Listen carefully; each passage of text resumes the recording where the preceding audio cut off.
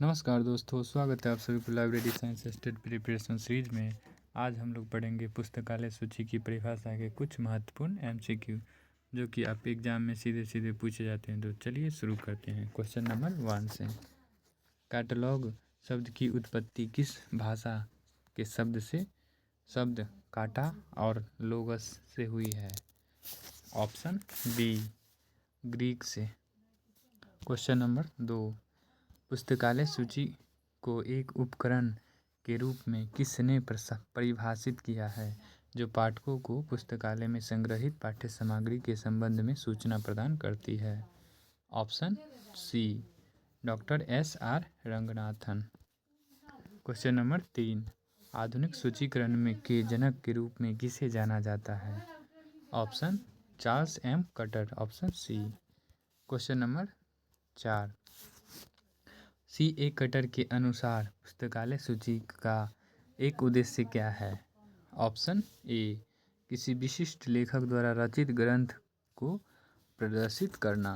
Question number 5, doctor Ranganathan के अनुसार पुस्तकालय सूची को पुस्तकालय विज्ञान के किन सूत्रों की पूर्ति करनी चाहिए? ऑप्शन सी, प्रथम 4 सूत्रों की।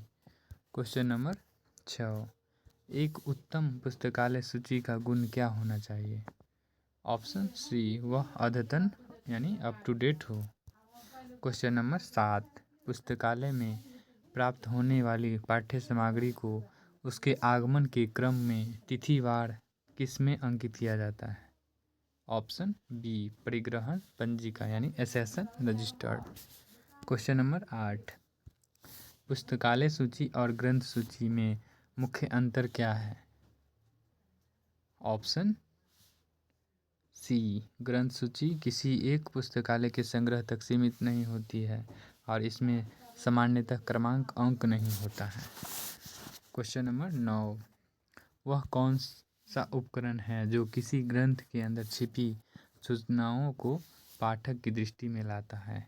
ऑप्शन बी, अनुक्रमणिका। क्वेश्चन नंबर 10, निधानी सूची यानी सेल्फ लिस्ट का व्यवस्थापन किस क्रम में होता है? ऑप्शन डी, पाठ्य सामग्री के निधानी सेल्फ पर व्यवस्थित क्रम के अनुसार। क्वेश्चन नंबर 11,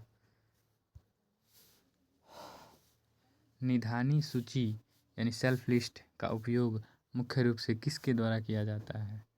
ऑप्शन सी, पुस्तकालय कर्मचारियों द्वारा भंडार सत्यापन हेतु। क्वेश्चन नंबर 12, पाठक के विभिन्न अधिगमों जैसे लेखक, आख्या, विषय आदि के अंदर संतुष्ट करना किसका मुख्य कार्य है? ऑप्शन बी, पुस्तकालय सूची का। क्वेश्चन नंबर 13, काटा प्लस लोगो, काटा और लोगोस का संयुक्त अर्थ क्या है? ऑप्शन बी, तर्कसंगत विधि द्वारा व्यवस्थापन। Question number 14, C.A. कटर ने अपनी किस पद्धति पुस्तक में सूची के उद्देश्यों का वर्णन किया? Option C, rules for a dictionary catalogue. Question number 15, एक उत्तम सूची में अंतःनिर्देश का प्रयोग क्यों किया जाना चाहिए? ऑप्शन बी, पाठक को उचित मार्गदर्शन देने और सभी संबंधित अभिगमों को संतुष्ट करने के लिए। क्वेश्चन नंबर 16, मुक्तागम प्रणाली में पुस्तकालय सूची की आवश्यकता क्यों बढ़ जाती है? ऑप्शन बी, क्योंकि यह जानने में मदद करती है कि कोई पुस्तक पुस्तकालय में यह है या नहीं है, भले ही वह किसी अन्य पाठकों द्वारा निर्गमित हो। क्वेश्चन नंबर 17, पुस्तकालय का कौन सा विभाग सूची की सहायता से ग्रंथ चयन और अधिग्रहण का कार्य करता है? ऑप्शन सी, अधिग्रहण विभाग। क्वेश्चन नंबर 18, ग्रंथ की पहचान और उसके विभिन्न संस्करणों में विभेद करने के लिए सूची में क्या दिया जाता है? ऑप्शन सी, उचित ग्रंथ परक विवरण। क्वेश्चन नंबर 19, पुस्तकालय सूची को पुस्तकालय की कुंजी क्यों कहा जाता है? ऑप्शन बी, क्योंकि वह पुस्तकालय में संग्रहित सामग्री तक पहुंचने का मार्ग दिखाती है। क्वेश्चन नंबर 20, सूची बनाने की प्रक्रिया क्या कहलाती है?